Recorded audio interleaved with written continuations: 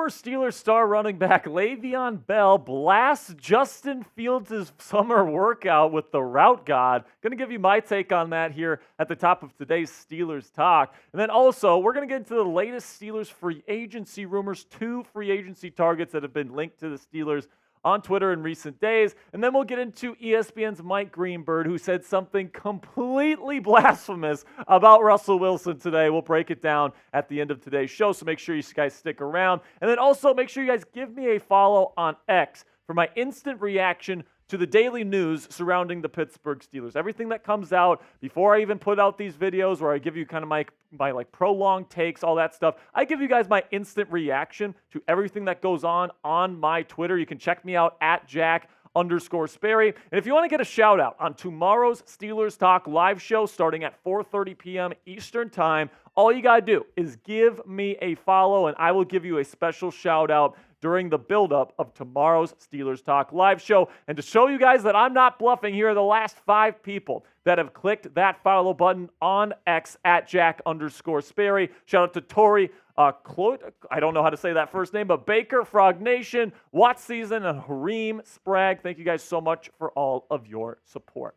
Now let's get into what LeVeon Bell had to say about Justin Fields' offseason workout with the route god. If you don't know who the route god is, he's an internet, wide receiver coach, and, George Pickens works with him, Jarvis Landry works with him, a lot of big NFL receivers work with him, and Justin was working with him over the last several days here, and Le'Veon Bell saw the video of him throwing and said, that ball getting there late, I know it's routes on air, but this is telling you a lot. Apparently, Le'Veon Bell does not approve of Justin Fields' timing in his routes, but the route god had to respond to that and said the balls ain't late. His QB trainer was there, and they was working progressions. He a great QB, and everything was on the money. Now, listen, man, people have asked me to give my take on this on X, and honestly, guys, I don't really care about this. When I was watching the video, it does seem like it was a little bit late. The ball was getting on the receiver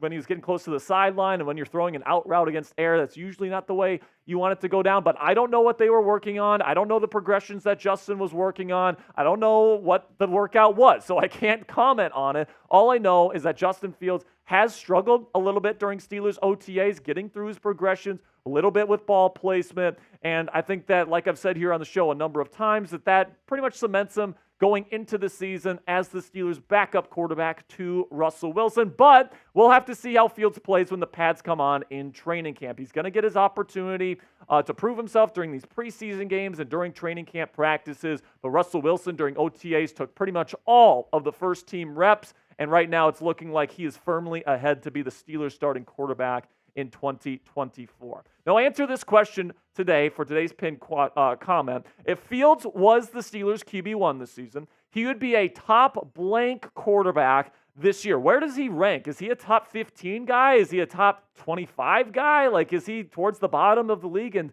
terms of starting quarterbacks? Let me know down there in the comment section. If Fields was a starter, where would he be ranked? This is going to be the pinned comment on today's show. So YouTube's going to throw you an ad break here in just a couple of seconds. And when that happens, take advantage of that time. But let me know how you feel about the Steelers' new backup quarterback. So now let's talk about the latest free agency rumors surrounding the Pittsburgh Steelers. They have about $18 million in cap space for the 2024 season to use here, and there's definitely some names being thrown around out there because I do think the Steelers will make some sort of move before the start of training camp. First name is a name that we've talked about on the show before, but not in a while, and that's Justin Simmons, who I do think, if they ended up getting him and they maybe cut DeMonte KZ and kind of just replace KZ's role in this defense with Simmons, I think that's something that would definitely make this Steelers defense pretty much unstoppable. This is what Michael Beck had to say with the speculation. I'm once again saying that if the Steelers signed Justin Simmons, they would create a defensive juggernaut. And I don't disagree here. I really don't. But I think that the Pittsburgh Steelers right now like the safeties that they have. I mean, DeMonte KZ is essentially a rotational safety. In their base formation, which nobody plays more base formation, meaning 2 corners, 2 safeties, 2 or 3 linebackers, and then all their defensive linemen on the field. No, he plays more than that than the Pittsburgh Steelers nowadays because their outside linebackers in TJ Watt and Alex Highsmith, they can not only rush the passer, but they're also really good going out into coverage. But they also like to go to that 3 safety package at times. And if you bring in Justin Simmons to play that 3rd safety role, yeah, he'd be better than DeMonte KZ, but I don't think Simmons would want to come to the Steelers to be a rotational piece. I think he wants to go somewhere to be someone starting free safety, and it sounds like the Steelers want Minkah Fitzpatrick to kind of get back to playing Minkah ball this year and playing the center of the defense. Now, the reason why I think the Steelers are kind of saving their money right now is because they're leaving the door open to a potential trade for Brandon Ayuk, who has a potential cap hit this year. If the Steelers trade for him, he would get a cap hit of $14.124 million. Right now, the Steelers have about $18 million in available cap space for 2024. So the reason why they're not making any signings right now is because they're still holding out hope that San Francisco bites and trades Brandon Ayuk to the Steelers before training camp begins. Now, another target that has been kind of rumored to the Steelers here in recent days is Ahkello Witherspoon, who the Steelers let go of last offseason, went to the Rams, had a pretty decent season. Now he's a free agent, and ESPN says the Steelers should go bring him back, just like they did with Cam Sutton. This is what Aaron Schatz from ESPN, what a name, by the way, had to say about Ahkello Witherspoon. Even with the arrival of Cameron Sutton to play in the slot, the Steelers could still use more veteran depth at corner. Witherspoon, a former Steeler, was surprisingly good for the Rams last season. He ranked 18th in success rate in coverage and 37th in coverage DVOA with 14 passes defense. Now listen, man, I do think that Witherspoon played pretty darn good in 2023 with the Rams, just like another former Steeler, Kevin Dotson, did when the Steelers traded him to LA last year. So I think Ahkello, he's got long arms. He's relatively fast. He showed that when he's healthy, he can be a pretty darn good cornerback in the National Football League, especially in the right system.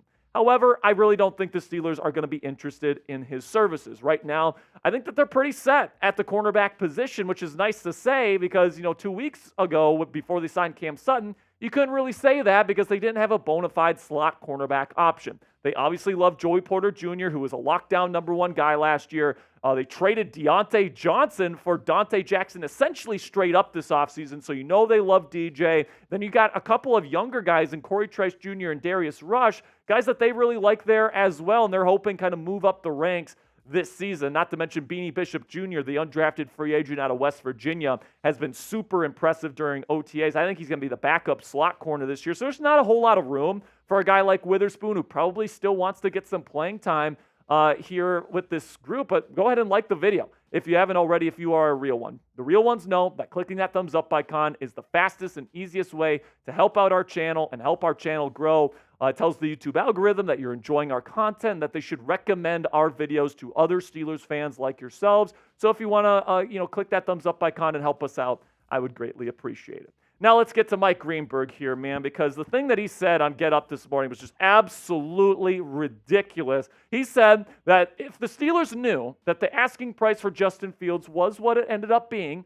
they would have never signed Russell Wilson. I'm going to tell you why this is crazy in just a second, but first, let's take the man at his word. I believe if you gave the Steelers truth serum, they'll never admit this, nor should they, but if they had known at the time that they were going to get Justin Fields for the price that they got him for, I don't think they would have signed Russell in the first place. Now, this is crazy, okay, because you look at the situation. Let's rewind the clock back a couple of months when the Steelers were still looking for quarterback help. They knew that the Chicago Bears were looking to trade Justin Fields. They knew that Fields likely wanted to be a Pittsburgh Steeler. And yet, despite that, they decided to go with Russell Wilson in free agency instead of trading for Justin Fields. They chose Russ over Fields because, for a bevy of reasons. Russell Wilson was a better quarterback than Justin last year, at least in my opinion. Obviously, the Steelers agreed with that. And then also they feel like Russ gave them a better shot to win in 2024 than Justin gave them. And let's remember here, Justin Fields wouldn't even be a Pittsburgh Steeler right now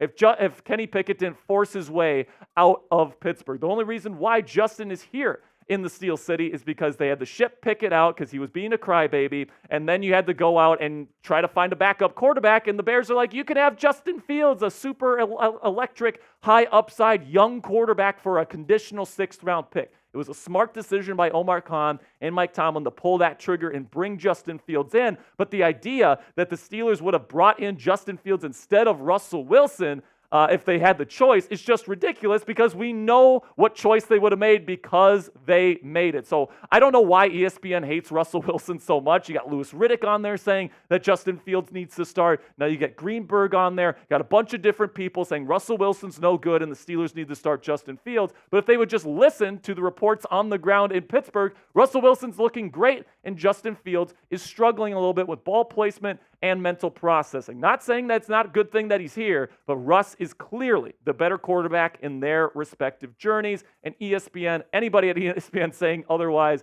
just doesn't know what they're talking about. All right, now let me know down there in the comments section, will Russell Wilson make ESPN eat their words this year? They think he's going to stink. All of them think that Justin Fields should start immediately, and Russ doesn't even deserve a chance. Let me know down there in the comments section if you believe in Russell Wilson. Now, before I go here, one last item here, because I just absolutely love this, okay? Marlon Humphrey's really good cornerback for the Baltimore Ravens. He said in terms of Patrick Queen that the grass isn't always greener on the other side there in Pittsburgh, right? But then Patrick Queen the next day posted a video of him sipping wine, watering his green grass here in Pittsburgh. And you know what, Marlon? The grass looks pretty freaking green to me. And now Patrick's going to be on the winning side of this matchup every single year. And I fully expect the Steelers to take the Ratbirds' lunch money for yet another season.